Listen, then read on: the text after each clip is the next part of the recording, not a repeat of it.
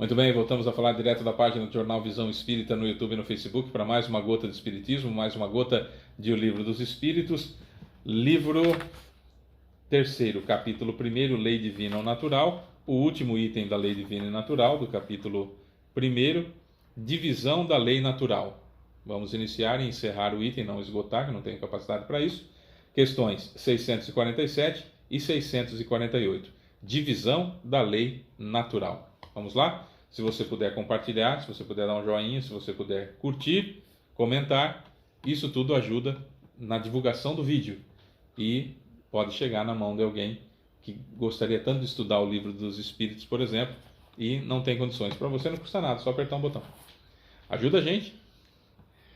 Divisão da Lei Natural, 647. Toda a lei de Deus está contida na máxima do amor ao próximo ensinada por Jesus? Toda a lei de Deus está contida na máxima do amor ao próximo ensinada por Jesus? Resposta: certamente, essa máxima inclui todos os deveres dos homens entre si, mas é preciso mostrar-lhes sua aplicação, caso contrário deixarão de praticá-la como fazem hoje. Além disso, a lei natural compreende todas as circunstâncias da vida e essa máxima é apenas uma parte dela. Os homens necessitam de regras precisas. Os preceitos genéricos e muito vagos deixam muitas portas abertas à interpretação. Tá. Se nós pegarmos a primeira revelação, a primeira vez que chegou aos homens, pelo menos no que diz respeito à tradição judaica cristã, vem de Moisés, os 10 mandamentos. Amar a Deus sobre todas as coisas, não tomar seu santo nome em vão, honrar pai e mãe, guardar domingos e festas, não furtar, não pecar contra a castidade, não matar, não levantar falso testemunho, não cobiçar a mulher do próximo, não desejar as coisas alheias. Ao contrário, não desejar a mulher do próximo, não cobiçar as coisas alheias. É um pouco diferente disso, isso é modernamente falando, um pouco diferente disso, é mais completo, mas enfim, só para a gente relembrar os 10 mandamentos. Depois veio Jesus e resumiu tudo. Quando Jesus veio, ele falou assim: olha, o maior mandamento é: amarás o Senhor teu Deus de todo o teu coração, de toda a tua alma, de todo o teu espírito. E o segundo é semelhante a esse: amar ao próximo como a ti mesmo. Amar ao próximo como a ti mesmo. Então Jesus resumiu aqui e disse: toda a lei e os profetas estão resumidos nesses 2 mandamentos.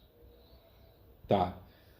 Da interpretação, uma barbaridade, porque nós somos imperfeitos e cheios de vontade de entender do nosso jeito. Se nós pegarmos o Corão, que é o livro sagrado islâmico dos muçulmanos, enfim, nós vamos encontrar lá situações belíssimas. Belíssimas. Um livro sagrado realmente. Mas que, na interpretação de alguns, cria condições para suicidas que matam as outras pessoas. Homens-bomba, por exemplo. Se nós pegarmos a religião cristã, o cristianismo, nós vamos encontrar interpretações que favoreceram as cruzadas, num massacre gigantesco de pessoas que não eram cristãs. Nós vamos encontrar a Inquisição, que era justificada com base nos escritos bíblicos. A Inquisição, em que se matavam as pessoas e queimavam as pessoas com uma naturalidade muito grande, simplesmente porque eram chamados de bruxos ou bruxas, enfim, porque eram diferentes. Uma pessoa às vezes tinha uma inteligência acima da média e era simplesmente queimada, viva. Então, se nós pegarmos cada uma das religiões, nós vamos encontrar interpretações. Citei 2 apenas, sem desmerecer, pelo amor de Deus, nenhuma delas, porque eu disse que são os extremistas que interpretam daquele jeito e não as religiões. Bem dito isso, bem falado isso, bem claro isso. Como tem hoje pessoas que interpretam a Bíblia, as passagens bíblicas, justificando a quantidade de dinheiro que você dá para comprar a sua felicidade, comprar um espaço no céu, comprar tijolinho de igreja tal, comprar a toalha que bispo passa no rosto, etc, etc. Então, realmente dá margem a muitas interpretações. Porém, no entanto, contudo, todavia, em 1857 nós recebemos o Livro dos Espíritos, foi criado o Espiritismo, que traz essas regras todas da lei divina e natural, que traz todo o conhecimento que se tem para conhecer, ou seja, aquilo que Jesus prometeu do Consolador, que ele disse que subiria ao Pai e pediria que enviasse um outro Consolador, o Espírito de verdade, que iria relembrar o que ele disse e trazer as coisas novas que não era possível falar naquela época, que é basicamente a reencarnação. Então essas regras claras hoje nós temos através de tudo. Nós vamos começar amanhã a lei de adoração. Depois nós vamos passar, depois da lei de adoração, nós vamos passar pela lei de destruição, nós vamos passar pela lei de conservação, nós vamos passar pela lei do trabalho, nós vamos passar pela lei do progresso, e assim vai. Então nós temos tudo isso aqui na mão, basta que nós estudemos. É isso que nós estamos fazendo, né? Ué. 648. O que pensais da divisão da lei natural em 10 partes, compreendendo as leis de adoração, trabalho, reprodução, conservação, destruição, sociedade, progresso, igualdade, liberdade e, finalmente, a lei de justiça, amor e caridade? Que foi assim que Kardec dividiu aqui. Resposta. Essa divisão da lei de Deus em 10 partes é a de Moisés e pode abranger todas as circunstâncias da vida, o que é essencial. Portanto, pode segui-la, sem ser por isso... Portanto, podes segui-la, sem que por isso ela tenha algo de absoluto, como não tem nenhum dos outros sistemas de classificação que dependem do ponto de vista sobre o qual se considera qualquer assunto. A última lei é a mais importante. É por meio dela que o homem pode progredir mais na vida espiritual, visto que resume todas as outras, que é a lei de justiça, amor e caridade. Que é simples, né? Amar a Deus sobre todas as coisas e ao próximo como a ti mesmo. Aqui estão resumidas todas as leis e os profetas, como disse Jesus. Lei de justiça, amor e caridade. Eu vou tratar o outro com justiça, vou fazer todo o bem que eu puder com o outro, vou ser indulgente com as imperfeições dele, vou perdoar as ofensas e vou amá-lo como eu amo meu filho, minha filha, meu pai, minha mãe, enfim. Esses amores gigantescos, como Chico Xavier dizia que a prece de uma mãe arrebenta as portas do céu, uma frase que não é só dele, uma frase que se ouve também muito na Igreja Católica, principalmente na Renovação Carismática, que se fala sobre isso, que as preces de uma mãe arrebentam as portas do céu e chegam até Deus. Por quê? Porque é um amor, não estou falando de mãe, não estou falando de parideira, que é um amor de mãe, é um amor, é o único amor que se assemelha ou que lembra um pouco o amor de Deus por nós. Né? Lembra um pouco o amor de Deus por nós. É o mais belo que se tem sobre a terra. Então, por isso que às vezes a gente até fala, né? Quando nós estamos falando para pessoas que já têm filhos, então a gente fala assim: amar a Deus sobre todas as coisas e ao próximo como você ama seu filho.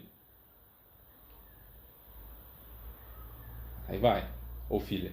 Aí vai. Aí a pessoa não tem filho ainda e todo filho reclama dos pais, acha que não foram bons.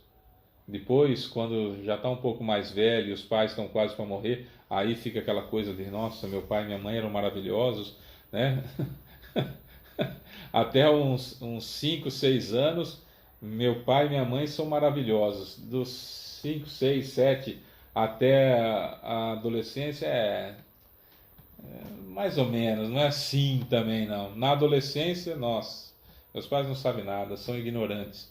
É muito comum você ver um jovem adolescente de 15, 16 anos que acha que os avós ou os pais são estúpidos por não conseguirem mexer muito bem com a tecnologia. E mais estúpido é o sujeito que, para se comunicar, manda figurinha, como os nossos ancestrais faziam na época das cavernas, e nem escrever uma frase com pontuação correta sabe. Então, não é bem por aí, né? A estupidez não se mede pela capacidade de mexer em aparelhos tecnológicos, e sim na incapacidade. A estupidez é medida pela incapacidade de compreender o outro ser humano como importante na Terra, tanto quanto eu, porque não há privilégios. Então, enfim, seria mais ou menos nessa situação. Na adolescência, então, a gente acha que os pais não sabem nada e que são as piores pessoas do mundo. Na fase adulta, eu começo então a perceber, principalmente quando nascem meus filhos, a perceber que meu pai e minha mãe tinham razão em muitas coisas. Quando eu chego na idade madura, se é que eu atingi a maturidade, eu começo então a perceber a grandiosidade de Deus em ter me oferecido pais tão maravilhosos como eu tive, apesar dos defeitos que eles têm. E quando chego na velhice, meus pais já não estão, morro de saudades e começo a escrever frases nas redes sociais como do tipo: mãe deveria ser eterna, pai deveria ser eterno, que saudade que eu tenho de você. É o ciclo da vida, né? O ciclo da vida acaba sendo assim. Mas o fato é que, não importa a idade que você tenha, nós temos que entender que as leis divinas se resumem em amar a Deus sobre todas as coisas e ao próximo como a ti mesmo, como Jesus disse.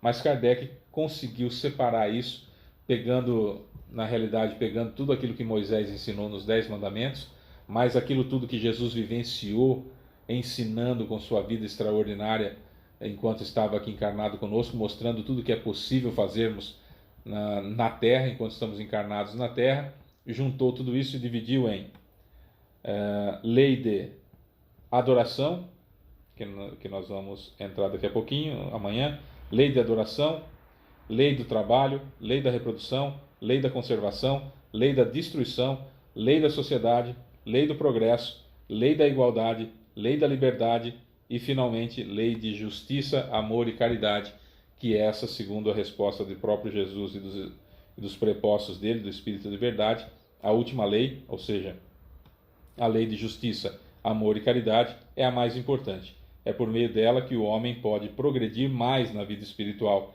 visto que resume todas as outras. Boa sorte para cada um de nós em cada uma dessas leis que nós vamos estudar aqui também nas Gotas do Espiritismo. E tomara que a gente consiga colocar em prática, porque toda vez que a lei é infringida, tem consequências. E as consequências doem. Fazer o quê? Sou Fábio Pereira, essa é mais uma Gota de Espiritismo. Beijo para você que fica, até amanhã, tchau.